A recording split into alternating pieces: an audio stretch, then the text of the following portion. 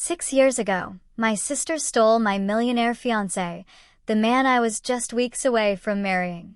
Now, at our mother's funeral, she showed up with him on her arm, flashing her diamond ring and smirking, "Poor you, still alone at 38. I got the man, the money, and the mansion." I just smiled, looked right at her, and said, "Have you met my husband yet?" When I called him over, her whole face drained of color, because the truth is my husband was. Standing at my mother's funeral, I fully expected to drown in grief and old wounds. What I didn't expect was the chilling calm that washed over me when my sister, Brooke, the one who shattered my life, walked in flashing my old engagement ring, utterly unaware of the man now standing by my side. The raw, autumnal chill of that day in Boston, tinged with the scent of wilting flowers and unspoken grief, wrapped around me like a shroud. My mother, Joyce, our family's steadfast anchor, was gone, leaving behind a silence that echoed louder than any cry. She'd always been the quiet strength, the one who taught me resilience, a bond deeper than words could express, and now she was simply absent. I was 38, navigating this profound loss, yet a strange sense of anticipation, almost a quiet defiance, simmered beneath my sorrow. It had been 6 agonizing years since Brooke had stolen Michael Davis, my millionaire fiancé, the man I believed was my future. 6 years since I'd seen either of their faces, since I'd felt the searing pain of their betrayal. But today, as they walked in, Brooke's smile smug, the enormous diamond glinting on her hand, a different emotion rose within me. A profound, unexpected calm. She had no idea who she was about to meet. Before I tell you how Brooke's carefully composed facade crumbled, her face turning ashen when she saw who I'd married, let me just say, this story isn't just about betrayal, it's about finding an unexpected kind of triumph. Joyce, my incredible mother, truly was the glue. Our modest suburban home outside Boston was always filled with her gentle wisdom. She instilled in me a quiet strength, a dignity I often forgot I possessed. Our connection deepened with every passing year, a sacred bond.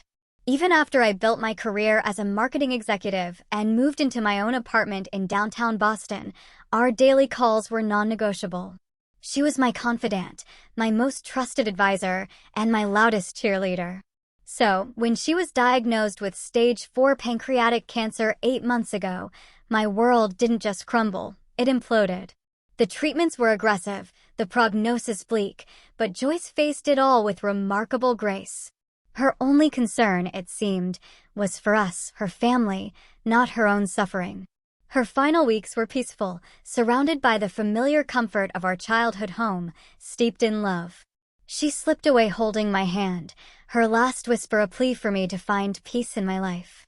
It was a promise I intended to keep, a promise that unknowingly set the stage for everything that followed. 6 years prior, when I was 32, my life appeared meticulously crafted, perfect on paper. A thriving career, a vibrant circle of friends, a chic apartment in the city. Yet, a persistent hum of something missing always lingered. I worked grueling 60-hour weeks, dated occasionally, but nothing ever felt truly substantial, nothing clicked. Then, at a charity gala, introduced by my college friend Lauren, I met Michael Davis. Michael was a force of nature. Charismatic, with a dazzling, perfect-toothed smile and a confidence that effortlessly commanded any room. At 36, he was a self-made tech millionaire, the kind of success stories splashed across the covers of business magazines. Our connection felt instantaneous, electric. We shared a mutual passion for art, an insatiable wanderlust, and a fierce ambition. After our first date, a lavish affair at an exclusive restaurant overlooking the Boston Harbor, I practically floated home. I called Joyce, my voice practically trembling, to tell her I'd finally met someone truly special. Our relationship accelerated like a dream. Weekends whisked away to Martha's Vineyard, box seats at the Symphony, intimate dinners at the city's most coveted tables. Michael was incredibly attentive, remarkably generous, always presenting thoughtful gifts, orchestrating elaborate, romantic dates. After 18 intoxicating months, he proposed. It was a private dinner on a yacht, sailing through the shimmering waters of Boston Harbor, a 5-carat diamond ring glinting under the moonlight. I said yes without a moment's hesitation. My parents, especially Joyce, were absolutely thrilled. My mother immediately began sketching out the perfect wedding, insisting we shouldn't hold back, reminding me that Michael had the resources to make any dream a reality. Then there was Brooke, my younger sister, just 2 years my junior. Our relationship had always been a tangled knot of closeness and competition.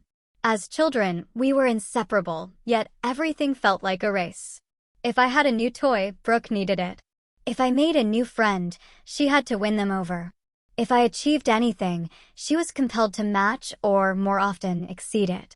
Joyce, ever the peacemaker, tried to balance things, ensuring each of us felt uniquely loved and special. Despite this complicated history, I chose Brooke as my maid of honor. Joyce believed it would bridge the gap between us, and I desperately wanted to believe that as adults, we had finally outgrown the childish jealousy. When I first introduced Brooke to Michael at a family dinner, she poured on the compliments, her laughter a little too loud at his jokes, her hand lingering a little too long on his arm. I brushed it off, chalking it up to Brooke simply being her charming, effusive self. Our engagement party was held at my parents' beautiful colonial-style home. Brooke, ever the eager helper, assisted Joyce with decorations, stringing fairy lights across the backyard, arranging bouquets. Throughout the evening, I caught her gaze fixated on Michael from across the room. But each time our eyes met, she'd flash a quick, innocent smile and raise her glass in a toast to me. Later that night, as the last guests departed, Joyce gently pulled me aside in the kitchen. "Chloe, dear," she said, her voice soft, careful, as she arranged leftover appetizers into containers. I noticed Brooke seemed quite taken with Michael. I shrugged, washing champagne flutes in the sink. "She's just being friendly, Mom. Besides, she's dating Daniel, that pharmaceutical rep." Joyce nodded, a faint crease between her brows. "Just be careful, honey. You know how your sister can get when you have something she truly admires." I kissed her cheek, dismissing her worries. "We're adults now, Mom. Brooke's happy for me. I'm sure of it." How devastatingly, painfully wrong I was. 3 months before our wedding, the subtle shifts in Michael began. He started working later, his texts often arriving at odd hours with vague excuses about international clients. Our cherished Friday date nights became casualties of emergency meetings.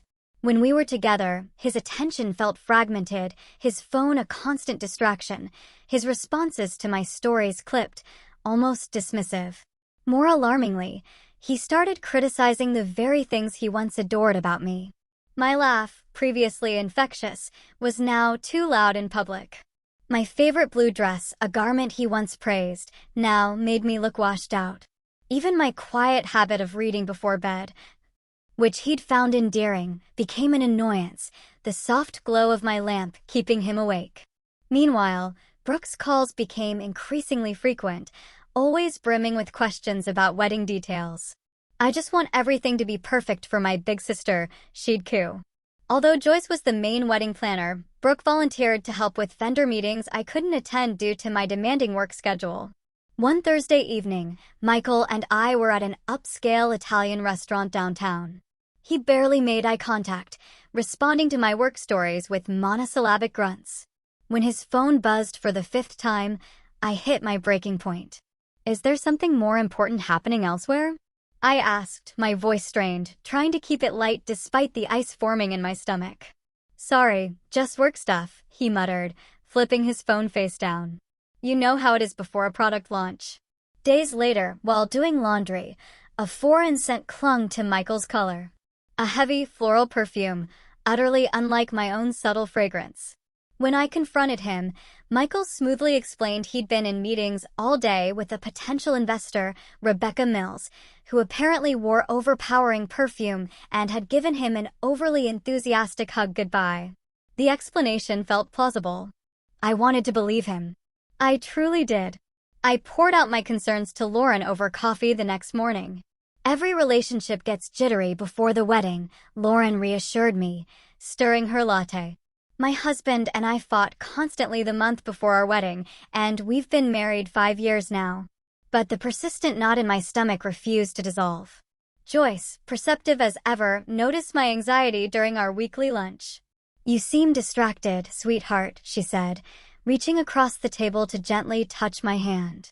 "Wedding stress or something else?" I forced a brittle smile. "Just busy with the final arrangements. Everything's fine." But everything wasn't fine. I began to overcompensate, thinking perhaps I'd been taking Michael for granted. I booked a spa day, bought new lingerie, cooked his favorite meals. The more I tried, the more distant he became. Then came the cake tasting appointment, one Michael had supposedly been looking forward to for weeks. That morning, he called, claiming an unexpected meeting with investors. "Brooke can go with you," he suggested. "She knows my preferences anyway." The receiver felt cold in my hand. My stomach lurched. How could my sister know my fiancé's cake preferences better than I did? Still, I accepted Brooke's offer to join me. My gut screamed, but my heart clung to hope. The very next day, while cleaning Michael's car before a dinner party, I found it.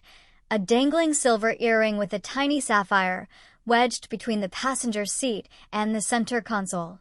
I recognized it immediately. It was Brooke's. She had worn those exact earrings to my engagement party, a cherished gift from our grandmother. That evening, when I showed Michael the earring, his face remained unnervingly composed. "Oh, your sister must have dropped it when I gave her a ride to the florist last week," he said smoothly, a practiced nonchalance in his voice. "She mentioned losing an earring." My voice was barely a whisper. "You never told me you drove Brooke to the florist." He shrugged. "Didn't I? It must have slipped my mind. It wasn't important." When I called Brooke, her explanation was identical to his. Too perfectly identical.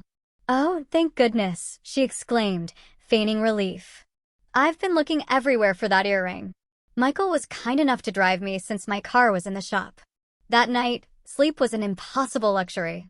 Thoughts ricocheted through my mind. Had they rehearsed their story? Was I losing my mind, becoming paranoid? My weight plummeted from the relentless stress, dark circles blooming under my eyes. I started seeing a therapist, a secret I kept from Michael, a tiny act of self-preservation. 3 weeks before the wedding, Michael suggested we postpone. "I'm worried about you, Chloe.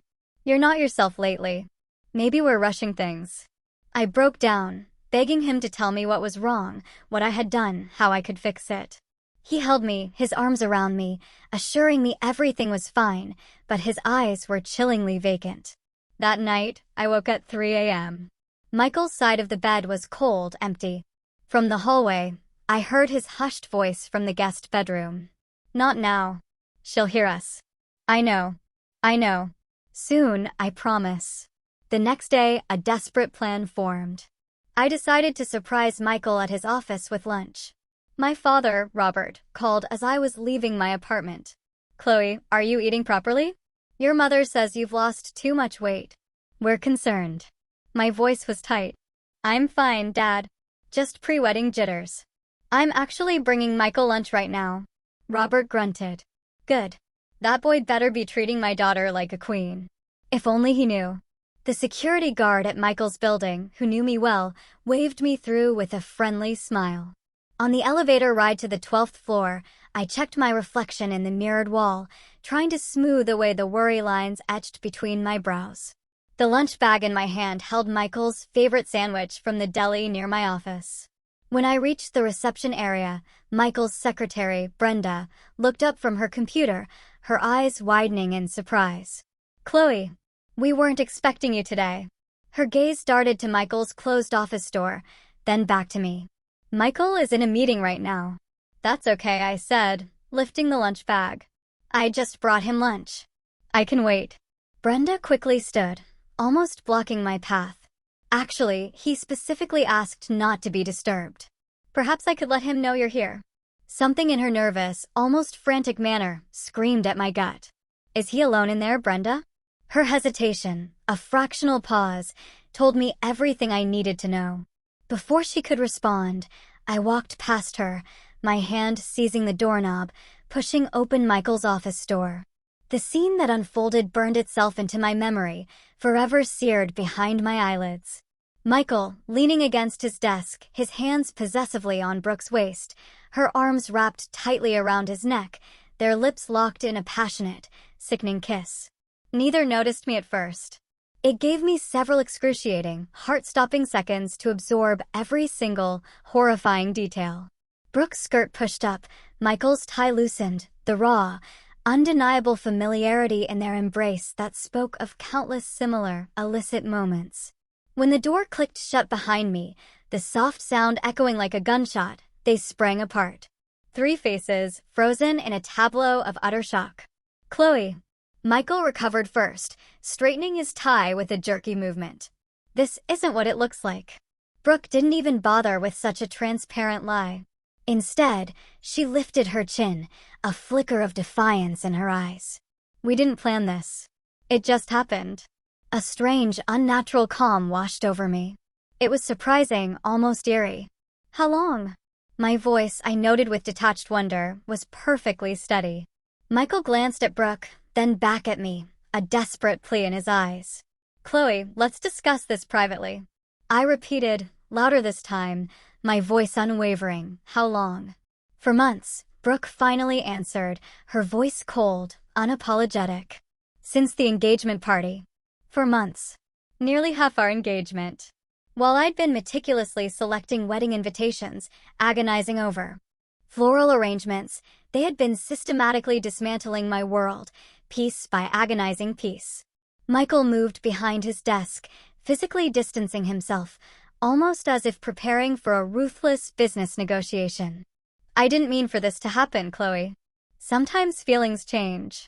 I was going to tell you after, he continued, his voice taking on the practiced smoothness he reserved for difficult client meetings. After what? After the wedding? After our honeymoon? I was trying to find the right time. The lunch bag, forgotten in my grip, slipped from my fingers, hitting the floor with a soft thud. I trusted you. Both of you. Brooke, at least, had the decency to look momentarily uncomfortable. It just happened, Chloe. We tried to fight it.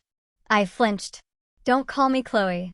The childhood nickname, once a term of endearment, now felt like another cruel violation. Nothing just happens for 4 months. You made choices. Every secret call, every calculated lie, every time you looked me in the eye, knowing exactly what you were doing. Michael pressed the intercom button. Brenda, please come in. Moments later, Brenda appeared, her gaze pointedly avoiding mine. Please escort Chloe out. She's upset. I stared at him, a hollow laugh escaping my lips. I'm escorting myself out, I said, my dignity, somehow, miraculously, still intact despite feeling utterly shattered inside. You deserve each other. In the elevator, the carefully constructed calm shattered. The tears finally came, hot, blinding, racking sobs that shook my entire body. By the time I reached my car, I was gasping for air, struggling to breathe. The drive home remains a blur, a haze of pain and disbelief. I only remember calling Joyce from my apartment, curled on the bathroom floor, unable to form coherent sentences through my crying. Joyce and Robert arrived within the hour, using their emergency key when I couldn't bring myself to open the door. Joyce held me as I recounted everything, my voice raw, broken. Robert paced the living room, his face growing redder with each agonizing detail. I'll kill him, he muttered, clutching at his chest. Both of them. Joyce, though her own face was a mask of fury, warned, Robert, your blood pressure. The next few days passed in a surreal, dreamlike haze of pain. Joyce, my ever-present support, helped me navigate the devastating task of calling vendors to cancel wedding arrangements. Robert, his fury a protective shield, handled the financial fallout. When I returned the engagement ring to Michael's apartment, leaving it with the doorman because I simply couldn't bear to see him, I found Brooke had already moved her things in. Most of her clothes were there, her family photos arranged on shelves that once held mine. Michael's email about dividing our shared assets was chillingly efficient, mentioning that Brooke had helped him catalog my remaining belongings. The betrayal, I realized, ran deeper, more calculated than I had initially grasped. Through mutual friends, the ugly truth began to unravel. They had been meeting secretly whenever I worked late or traveled for business. Brooke had pursued him with a calculated cunning, finding excuses to be alone with him, sending texts and photos when I wasn't around. The scandal ripped through our social circle like wildfire. Some friends rallied around me, offering solace and support. Others, however, shockingly sided with Michael, citing his influence in the business community. Several admitted, with a shameful awkwardness, that they had noticed the blatant flirtation between Michael and Brooke, but hadn't wanted to get involved. Their cowardice stung almost as profoundly as the betrayal itself. Joyce became my lifeline during those dark, desolate months. She brought food when I couldn't swallow a bite, listened patiently to my tearful, angry rants, and stayed overnight when the crushing loneliness became unbearable. She tried, repeatedly, to mediate between Brooke and me, inviting us both to family dinners that inevitably dissolved into tense, suffocating silence or bitter, vitriolic arguments. During one such dinner, Brooke snapped after I refused to pass her the salt. "You always got everything first, Chloe. The grades, the job, the apartment. For once, I got something before you did." My voice shook with suppressed rage. My fiancé wasn't a prize to be won, Brooke. He was the man I loved and trusted. Joyce, a weary sigh escaping her lips, put her fork down. "Brooke Marie Thompson, apologize to your sister right now." Brooke scoffed. "For what? Being honest? Michael chose me. He loves me now." I stood, my napkin thrown onto my plate, the sound sharp in the suddenly quiet room.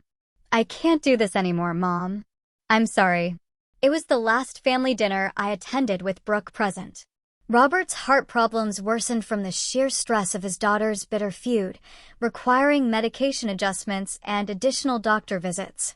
Joyce, my beautiful, resilient mother, aged years and months, the lines around her eyes deepening as she desperately, futilely, tried to hold her shattered family together. 6 months after discovering Michael and Brooke's betrayal, I hit rock bottom. My therapist diagnosed me with severe depression and recommended medication. My work, once my sanctuary, suffered as I struggled to focus, eventually losing a major client after a disastrous presentation where I completely broke down, crying uncontrollably. My boss suggested a leave of absence, but I knew, deep down, that staying in Boston, where memories lurked around every corner, would only prolong my suffering. So, when a marketing director position opened in our Chicago branch, I applied immediately. The interview, to my surprise, went remarkably well. My desperation for change, perhaps, read as fervent enthusiasm. 2 weeks later, I received the offer. Joyce helped me pack my apartment, carefully wrapping photos and mementos in tissue paper.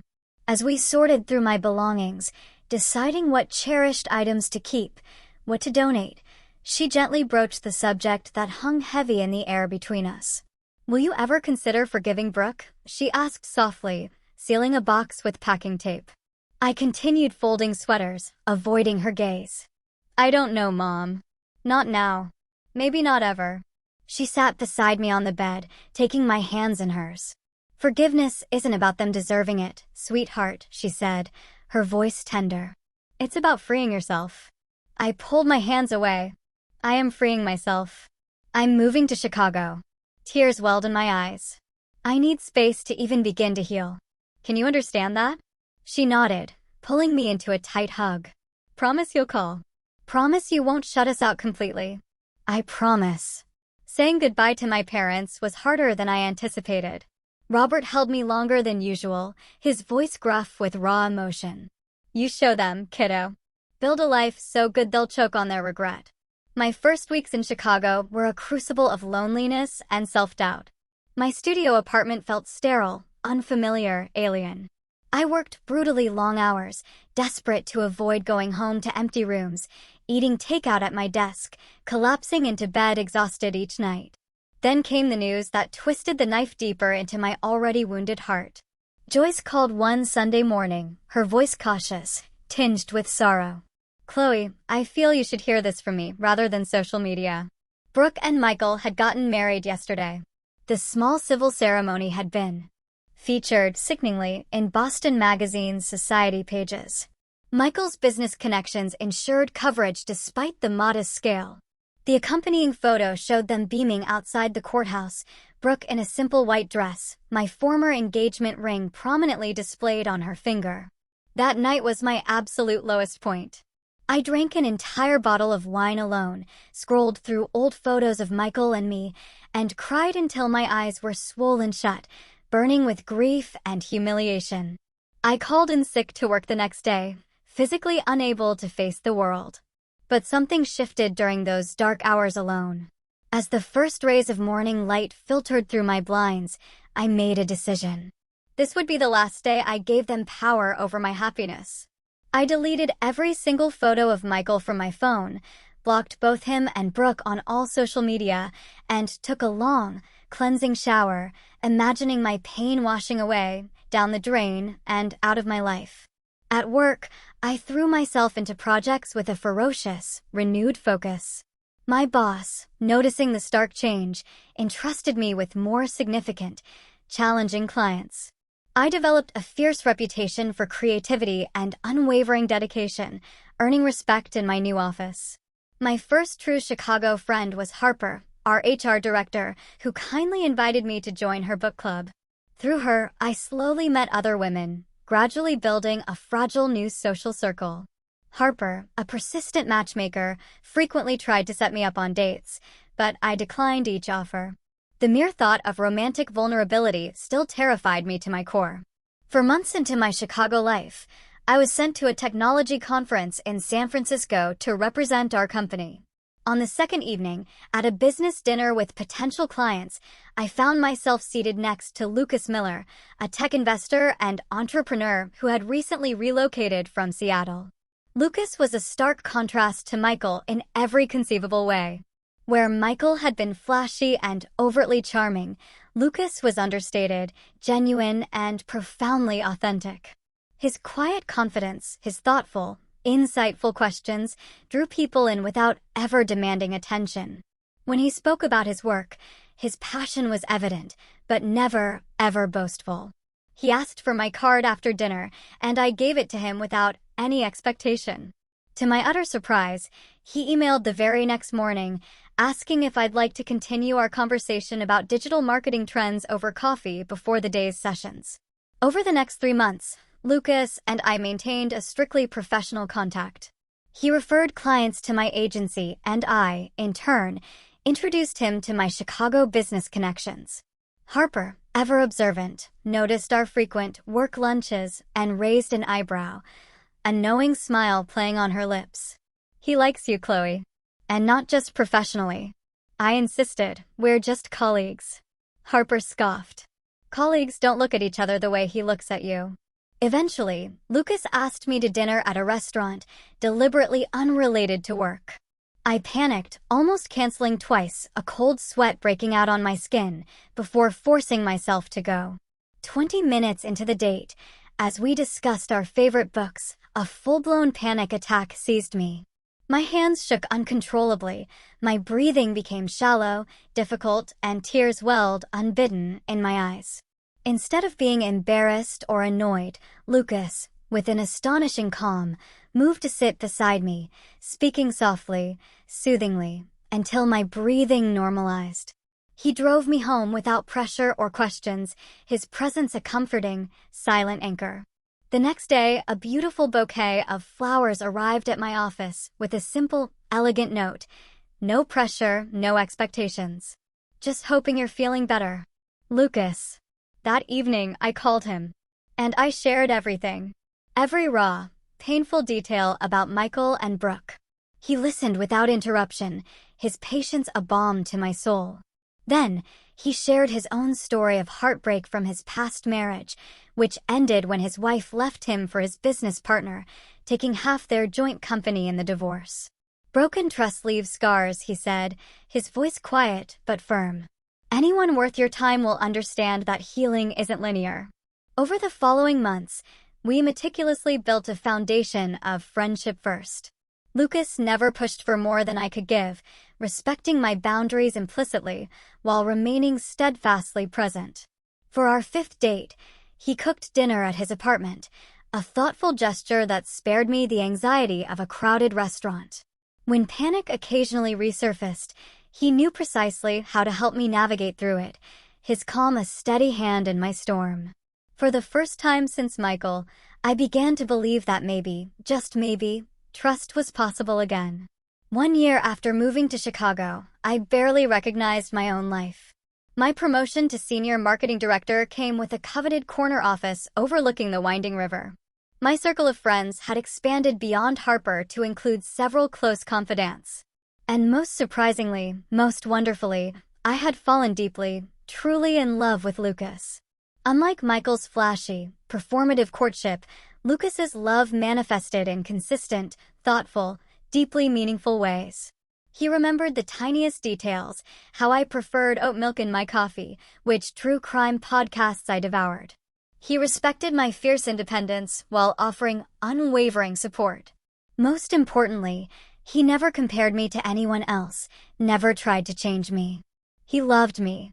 I met Lucas's sister, Sophia, during her visit from Portland. We connected immediately, exchanging numbers, developing our own vibrant friendship, independent of Lucas. She painted vivid stories of their childhood in Seattle, giving me glimpses of the boy who had grown into the extraordinary man I was falling deeper in love with every day. My relationship with my parents continued from a distance.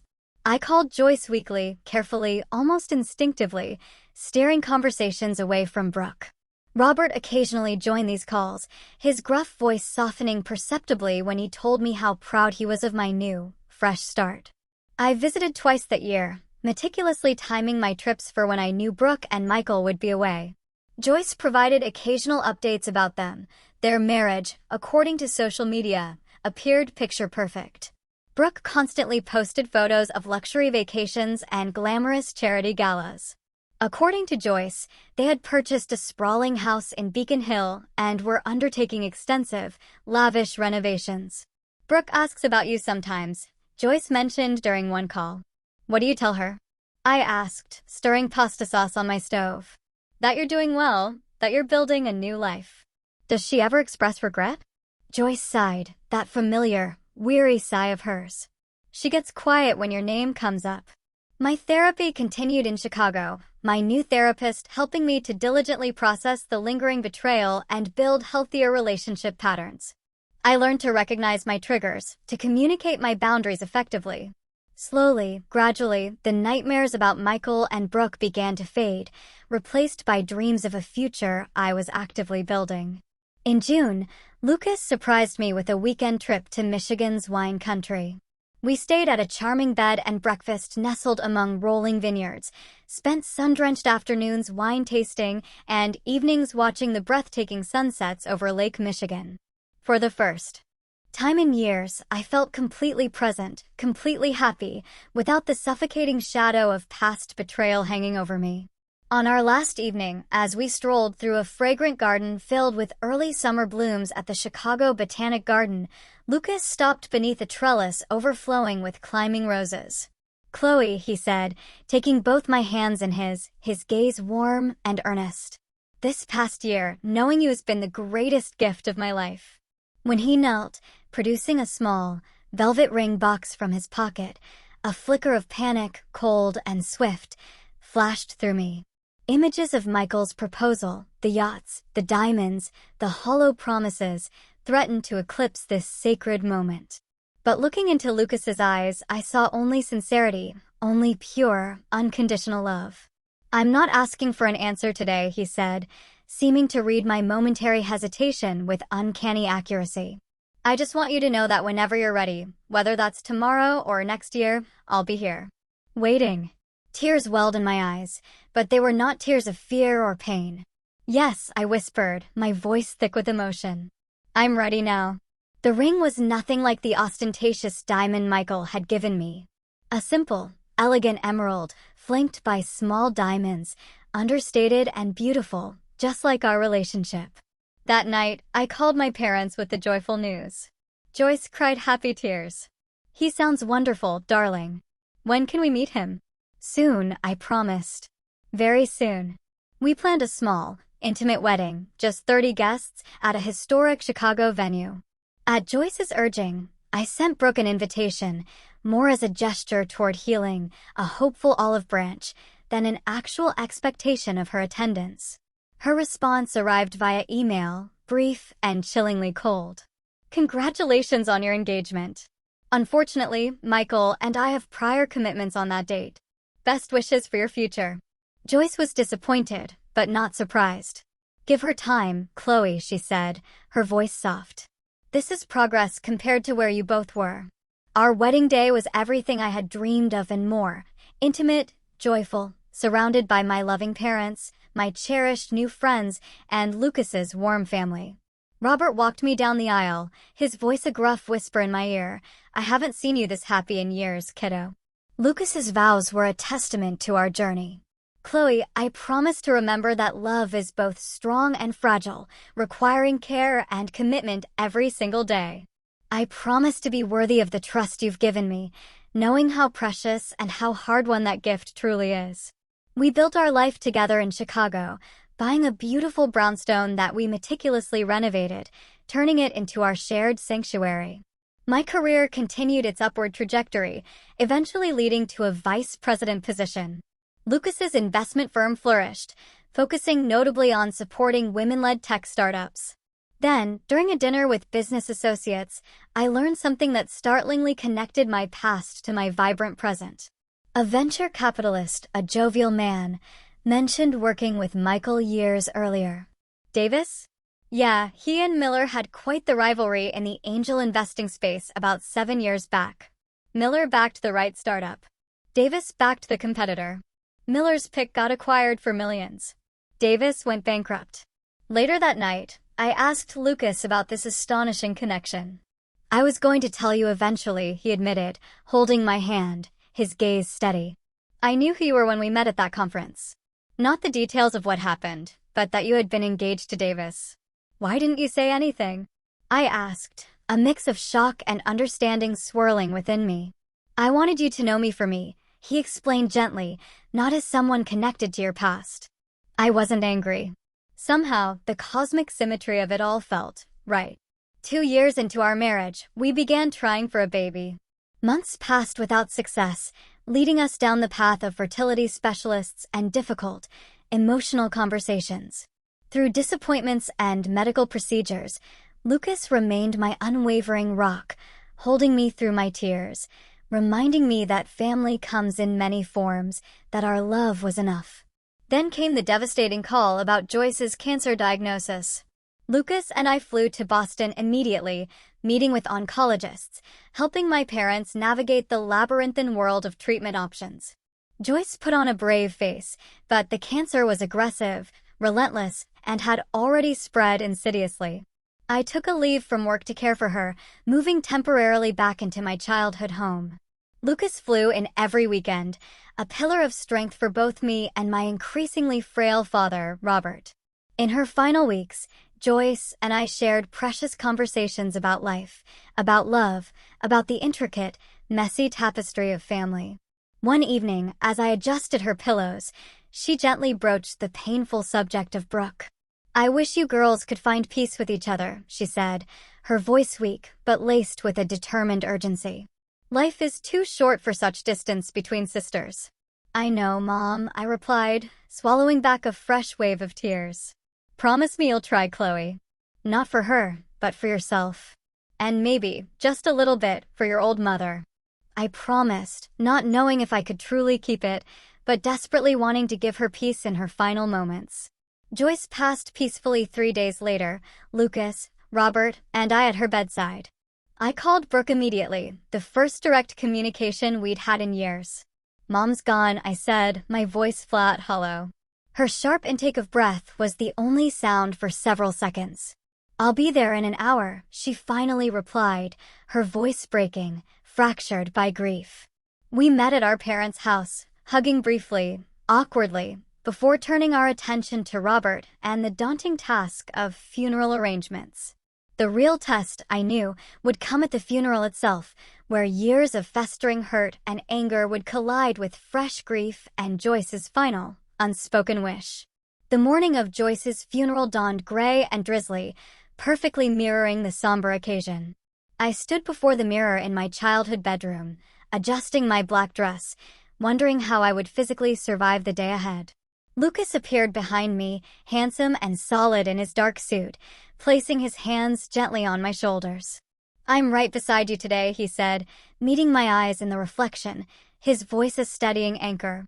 "Whatever happens." Downstairs, Robert sat at the kitchen table, staring blankly at his untouched coffee. The past week had hollowed him out, his tall frame suddenly stooped with grief. At 72, he seemed to have aged a decade since Joyce's diagnosis. "Ready, Dad?" I asked softly, touching his shoulder. He nodded, rising slowly, a profound sadness in his eyes. Joyce always said funerals aren't for the dead, they're for the living. Never understood that until now. The funeral home was already filling with an unspoken hum of sorrow and remembrance, extended family and friends, faces from our shared past. When we arrived, I stayed glued to Robert, greeting people with mechanical smiles, accepting condolences from faces I barely recognized. Cousins from California, Joyce's college roommate, neighbors who had lived next door for 40 years. "You look just like Joyce at your age," my great-aunt Doris said, patting my cheek, her eyes filled with wistful memories. "She would be so proud of the woman you've become." "How have you been, dear?" asked Susan, Joyce's lifelong friend. "Joyce mentioned you moved away. Chicago, was it?" "Yes, almost 5 years now," I replied, pointedly omitting that my sister's betrayal had been the catalyst for that move. As I guided Robert to his seat in the front row, Lucas at his other side, a murmur rippled through the gathering. I turned, my heart hammering, to see Brooke and Michael entering, their appearance causing heads to turn and whispers to spread like wildfire. Brooke wore an expensive, designer black dress that accentuated her slender figure, diamond earrings catching the somber light. Michael looked distinctly uncomfortable in his perfectly tailored suit, his arm possessively around Brooke's waist in a performative show of support. Her left hand rested prominently on her purse, the massive diamond engagement ring and wedding band impossible to miss. Robert stiffened beside me, a tremor running through his body. "Robert, breathe," I whispered, concerned for his heart. They made their way forward, stopping to exchange brief pleasantries with various attendees. I kept my eyes resolutely forward, focusing on the large, framed photo of Joyce displayed beside her closed casket, her warm, familiar smile easing some of my anxiety. Eventually, they reached the front. Brooke embraced Robert, who returned the hug stiffly, his eyes still clouded with grief and perhaps resentment. Michael shook his hand, receiving only a curt nod in response. "Chloe," Brooke said, turning to me, an expression I couldn't quite decipher on her face. "It's been a long time." "Yes," I replied simply, not trusting myself with more words, my voice carefully modulated. Michael nodded awkwardly. "Sorry for your loss." Lucas, ever intuitive, had stepped away moments before to speak with the funeral director, leaving me momentarily alone with them. Brooke seized the opportunity.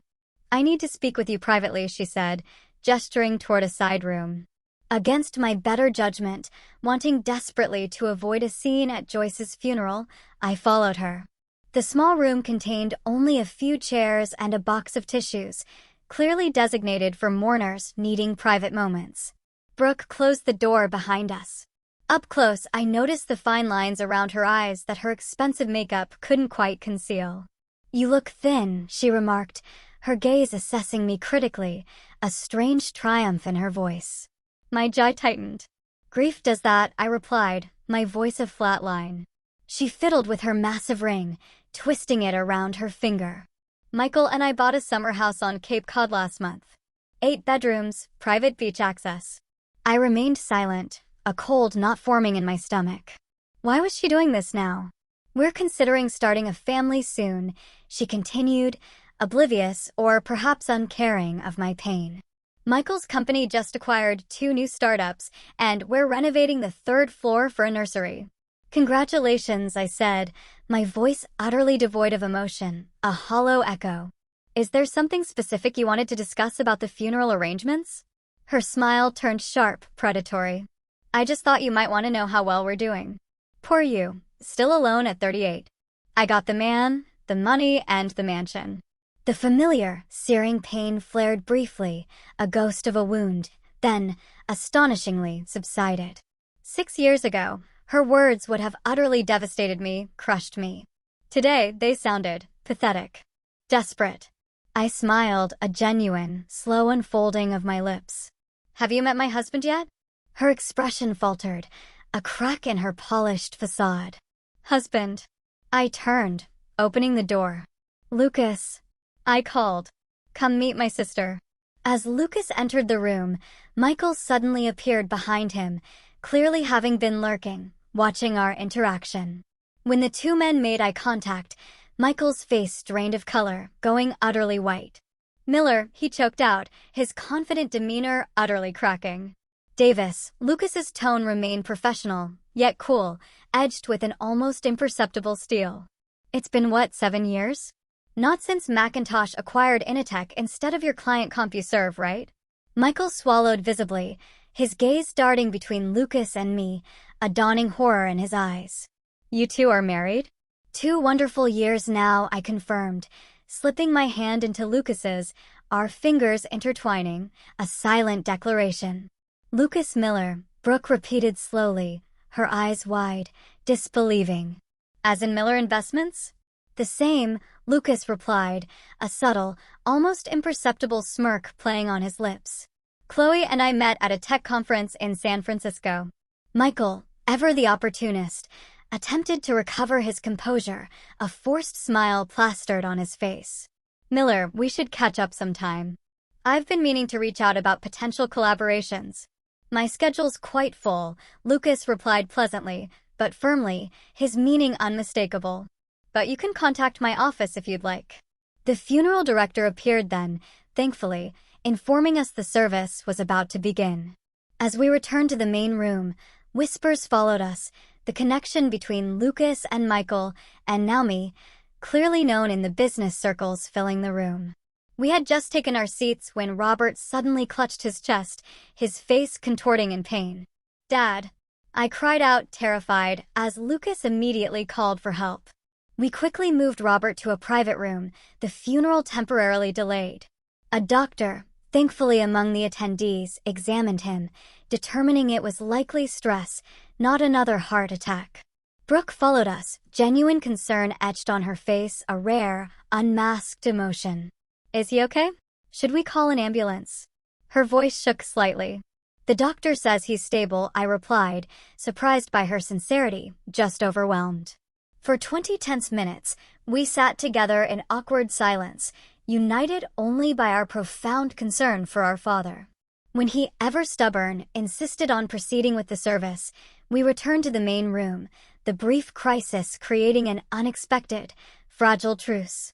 The funeral itself was both beautiful and heartbreaking. I delivered a eulogy highlighting Joyce's unwavering kindness, her quiet strength, her boundless love for her family. When Brooke rose to speak after me, she faltered after only a few sentences, tears overwhelming her, her voice cracking. Without thinking, driven by an ancient, sisterly instinct, I moved to her side, placing a supportive hand on her back. It's okay, I whispered. Take your time. She gathered herself, eventually completing her tribute to our mother with poignant stories from our childhood that brought both fresh tears and gentle laughter from the attendees. At the cemetery, rain fell softly, a mournful blessing, as we laid Joyce to rest.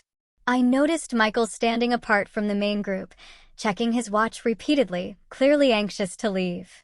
Brooke remained steadfastly by Robert's side, her earlier bravado replaced by genuine, raw grief.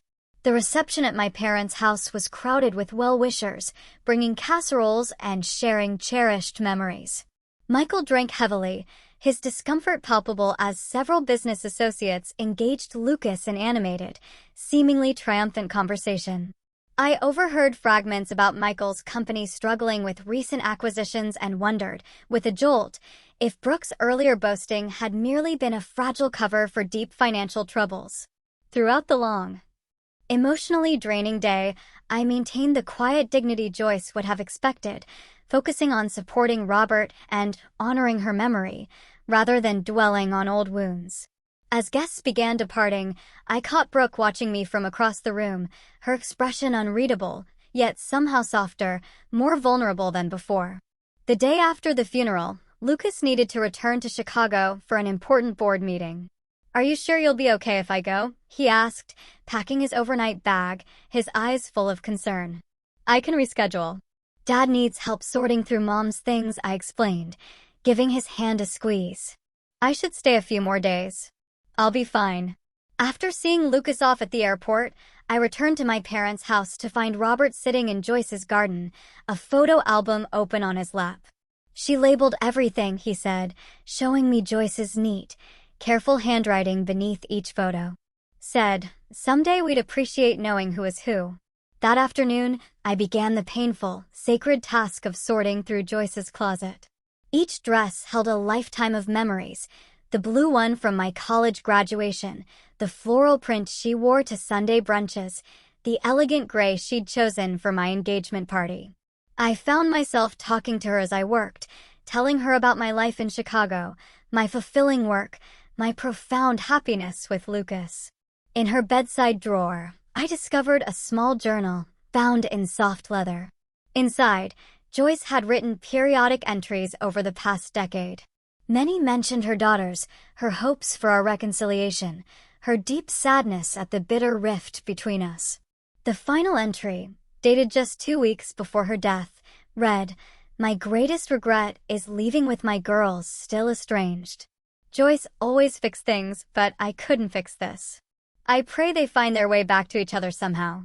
The doorbell rang as I wiped away tears, my vision blurred. Through the front window, I saw Brooke standing alone on the porch. No sign of Michael's car in the driveway. Robert had gone to his brother's house for dinner, leaving me to face my sister alone. I opened the door, uncertain what to expect, my heart a complex mix of apprehension and a strange curiosity. "Hi," she said simply, her voice small. "Can I come in?" In the kitchen, I made coffee while Brooke sat silently at the table. She looked different without Michael beside her, smaller somehow, less artificially composed. "Where's Michael?" I finally asked, placing a steaming mug before her. "At home," she said, her voice barely a whisper. "He doesn't know I'm here." She wrapped her hands around the mug, but didn't drink. I told him I needed space after the funeral. The silence stretched between us, thick and heavy. Years of unspoken words, festering resentment, creating an almost physical barrier. "I'm sorry about yesterday," she finally said, her voice cracking. "What I said in that room at the funeral home, it was cruel and completely inappropriate." I nodded, acknowledging her apology without immediately accepting it. "I saw Mom's journal," she continued, her gaze fixed on the table. "Dad showed it to me last night." My breath hitched.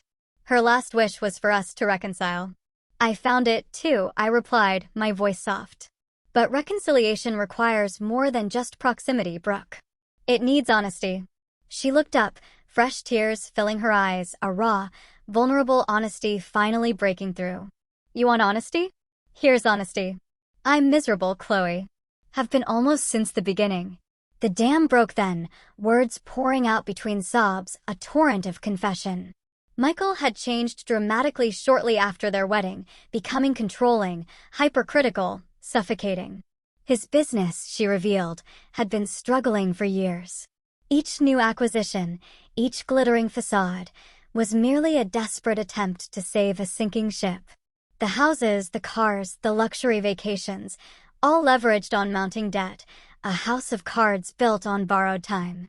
Their marriage was a meticulously constructed facade, maintained purely for Michael's business connections and their precarious social standing. "He monitors my spending, checks my phone, questions my every movement," she admitted, her voice trembling. "The Michael you knew doesn't exist anymore. Maybe he never did. Why stay?" I asked, the words a gentle push. "Shame," she answered immediately, her eyes meeting mine, raw and desperate. "How could I admit what I'd done to you? Destroyed our family for something that turned out to be a mirage? And then there's the prenup." I leave with nothing. I pushed Joyce's journal across the table, sliding it gently towards her. Read the rest of her entries. As Brooke read, fresh tears flowed, tracing paths through her makeup. She looked up eventually, her face stripped bare, raw with emotion. She knew. She saw through everything. Mom always did, I agreed, a sad smile touching my lips. I've hated myself for years, Brooke whispered, her voice barely audible. Every time Mom mentioned you, every accomplishment of yours she proudly shared, I felt the crushing weight of what I'd done. Her gaze hardened with a new resolve. I'm planning to leave him, Chloe. I've been secretly consulting a lawyer. My feelings were complicated, a turbulent mix of vindication and an unexpected, overwhelming compassion. The sister who had caused me such profound pain was now suffering consequences I wouldn't have wished on anyone, not even her. I don't expect forgiveness, she continued, her voice heavy with self-loathing. I don't deserve it. But I needed you to know the truth before I blow up my life again. We spent the next few hours together, sifting through Joyce's belongings, sharing memories both painful and exquisitely precious. Brooke recalled Joyce teaching us to bake cookies, how she never mixed the separate batches because I liked chocolate chip and Brooke preferred sugar cookies. Remember how she used to leave notes in our lunchboxes? Brooke asked, smiling through her tears. Different messages every day, I nodded, a warmth spreading through my chest. She never repeated one. We weren't instantly healed. The wounds were too deep, too festering for immediate closure. But as evening fell, something quiet, something profound, had shifted between us. Joyce's enduring love, reaching out from beyond, creating a fragile, tentative bridge across years of hurt. What will you do? I asked as Brooke prepared to leave, a tentative plan forming in her eyes. File for divorce when my lawyer says the timing is right. Rent a small apartment. Start over. She paused at the door, her hand on the cold doorknob. What about you? Will you go back to Chicago? Yes, I replied, my voice firm with certainty. My life is there now with Lucas. You seem happy, she said, a statement rather than a question, a hint of wonder in her voice. I am truly happy. I paused, meeting her gaze. I'm glad one of us should be. We hugged briefly, awkwardly, a hesitant, hopeful embrace before she left. It wasn't forgiveness, not yet. But it was a beginning. A fragile, honest, new beginning. Back in Chicago, I settled into life with Lucas, our beloved brownstone, and my incredibly rewarding career. 6 months after Joyce's funeral, after years of trying, I discovered I was pregnant. The joy was immense, overwhelming, though tempered with a bittersweet sadness that Joyce wouldn't meet her grandchild. But I felt her presence in quiet moments, a gentle comfort. Brooke and I maintained cautious contact through occasional phone calls.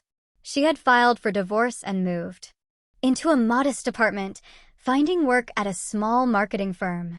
The gossip and judgment she faced in Boston's social circles were undeniably difficult, but she seemed fiercely determined to rebuild her life authentically, on her own terms. The path that led me here was never one I would have chosen. Losing Michael, enduring that brutal, public betrayal, had felt like the catastrophic end of my entire world. But it had actually been the unexpected, transformative beginning of a far, far better one. With Lucas, I found not just profound love, but a true partnership, unwavering respect, and steadfast support. His success never overshadowed mine. It complemented it, fostering an environment where each of us grew stronger together. Joyce had been absolutely right about forgiveness being for ourselves rather than for others. The suffocating weight of anger and resentment had lifted, gradually, piece by piece, allowing me to finally see my painful past with clarity and my future with boundless hope. The scars remained, a testament to my journey, but they no longer defined me. As I sat in our nursery, Lucas painting the walls a soft, serene green, I thought about the lessons I would someday share with our child. How devastating loss can paradoxically lead to incredible finding. How endings, even the most painful ones, often create vital space for the most beautiful beginnings. How the hardest moments often serve as unerring compasses, directing us toward our truest, most authentic path. My life had become richer, deeper, and more profoundly authentic than I could have ever imagined during those dark days 6 years ago. Not despite the betrayal, but because of how it brutally, yet mercifully, forced me to rebuild with greater wisdom, deeper compassion, and unwavering intention. Have you ever walked through fire and found something beautiful on the other side? I genuinely love to hear your stories, your triumphs over heartbreak, in the comments below. And if this journey resonated with you, if it gave you even a sliver of hope, please hit that subscribe button and share it with someone who needs a reminder that pain doesn't get the final word in their story. Thank you for listening, for being here, and remember that sometimes the most devastating endings are truly just the beginning of your most authentic life.